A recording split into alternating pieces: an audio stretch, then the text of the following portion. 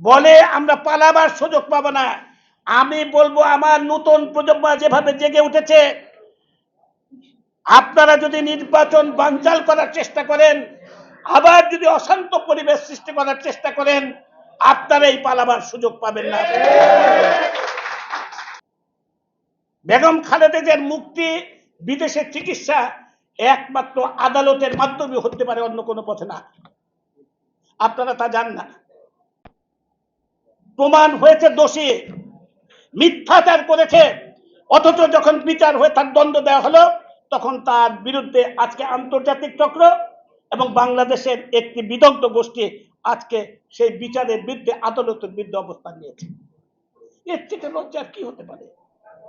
আদালতের বিরুদ্ধে, বিচার ব্যবস্থার বিরুদ্ধে, আইনের বিরুদ্ধে তাদের অবস্থান কল্পনা করতে পারেন? একটা অসত্য বক্তব্য যেভাবে ছড়ালো, একটা মিথ্যা প্রচার, মিথ্যা মিথ্যা মিথ্যা, তারপর যদি তাকে দণ্ড দেওয়া হয়, আদালতের দোষী সাব্যস্ত হয়, তার মুক্তির দাবি করা হয়, সেই আদালতের সেই শাস্তি বাতিলের আবেদন জানানো হয়। এর চেয়ে লজ্জা কোন দেশে আমরা বাস করি? এবং আমাদের বিদগ্ধ যন্ত্ররা আজকে একই কথা, একই সুর মিলে তারা কথা বলছে। দুঃখ হয় আমাদের। এর চেয়ে লজ্জা আর কি আছে? ডক্টর ইউনূস, নোবেল বিজয়ী ডক্টর ইউনূস, আমি সম্মানের সাথে বলতে চাই, ডক্টর ইউনূসের মধ্যে সরকার কোনো মামলা করে নাই। বয়স হয়ে গেছে ইউনূসের, বাংলাদেশের সংবিধান অনুযায়ী বয়স, যেই বয়স পার হয়ে গেছে, তারপর একটি ব্যাংকের সে প্রধান চেয়ারম্যান থাকতে পারেন না, তার জন্য তাকে সে চেয়ারম্যান থেকে অপসারণ করা হয়েছে, এমডি থেকে অপসারণ করা হয়েছে। তিনি নিজেই মামলা করেছেন, সরকার তার বিরুদ্ধে কোনো মামলা করেন নাই, সেই মামলায় তিনি হেরে গেছেন। আজকে শ্রম আদালতে যে মামলা, সেই মামলা শ্রমিকদের পাওনার বিষয়ে, সেই মামলা চলছে। আজকে তার মামলা প্রত্যাহার করতে হবে আদালতে, তার বিরুদ্ধে কোনো মামলা করা যাবে না। একটা স্বাধীন দেশ, 30 লক্ষ শহীদের রক্তের বিনিময়ে অর্জিত বাংলাদেশ, সেই বা স্বাধীন দেশ, স্বাধীন বিচার ব্যবস্থা, সেই বিচার ব্যবস্থার বিরুদ্ধে, বিচারকের বিরুদ্ধে, আদালতের বিরুদ্ধে, আইনের বিরুদ্ধে, প্রচলিত আইনের বিরুদ্ধে আজকে তারা অবস্থান নেন আন্তর্জাতিক গোষ্ঠী এবং বাংলাদেশের সেই বিদগ্ধজনেরা, সেই একই গোষ্ঠীর সম্প্রদায়ভুক্ত লোকেরা। জাতির জনক বঙ্গবন্ধুকে যখন নির্মমভাবে হত্যা করা হয়, তখন মানবাধিকার প্রশ্ন তারা উদ্রেক করে নাই। জেলখানায় জাতীয় 4 নেতাকে যখন হত্যা করা হয়, তখন মানবাধিকার কথা আসে নাই। 2004 সালে গ্রেনেড হামলা যখন করা হয়, তখন মানবাধিকারের প্রশ্ন আসে নাই। আজকে তারা মানবাধিকারের কথা বলে বাংলাদেশে। আজকে র্যাবের বিরুদ্ধে, আইন শৃঙ্খলা রক্ষাকারীদের, সরকারের বিরুদ্ধে প্রতি পদে পদে মানবাধিকার লঙ্ঘনের কথা বলে। আর আমাদের দেশে যখন বিরোধী দল আগুন সন্ত্রাস করে, পুলিশের গাড়িতে হামলা চালায়, পুলিশের উপর আক্রমণ করে, তারা যখন আইন শৃঙ্খলা পরিস্থিতির চরম অবনতি সৃষ্টি করে, তখন পুলিশ বাহিনীকে সদর্থক দেয়, তারা যাতে সহনীয় ভূমিকা পালন করে, নরম আচরণ করে, এই সবক তারা দেয়।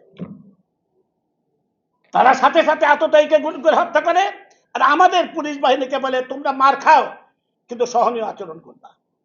এটা কোন দেশি আইন ভাই? কোন দেশি কথাবার্তা ভাই এটা? গতকাল ফখরুল ইসলাম আলমগীর সাইদের সাথে খালেদা জিয়ার তুলনা করেছেন। সাইদের অসুস্থতা হয়ে হাসপাতালে মারা গেছেন, ফখরুল ইসলাম আলমগীর তার সাথে তুলনা করে বলেছেন খালেদা জিয়া যদি হাসপাতালে মৃত্যুবরণ করে। আমি প্রশ্ন করি, বেগম খালেদা জিয়াকে মানবিক আচরণ দেখেছেন আমাদের মাননীয় প্রধানমন্ত্রী, নির্বাহী আদেশে তাকে বাইরে রাখার সুযোগ করেছেন, মুক্ত মানুষের মতো থাকার সুযোগ করে দিয়েছেন। আপনারা প্রতিদিন আদালতের দ্বারস্থ হন, প্রতিদিন মামলা হলে আদালতের দ্বারস্থ হন, জামিনের জন্য যান। বিভিন্ন মামলায় আপনার কোয়াশমেন্ট করার জন্য, বিভিন্ন মামলায়, নাইকো মামলায়, এই মামলা সেই মামলার বিরুদ্ধে আপনারা আদালতের দ্বারস্থ হন। বেগম খালেদাদের জন্য ওই কোন সময় একবার আদালতে গিয়েছিলেন আর আদালতের কাছে যান না?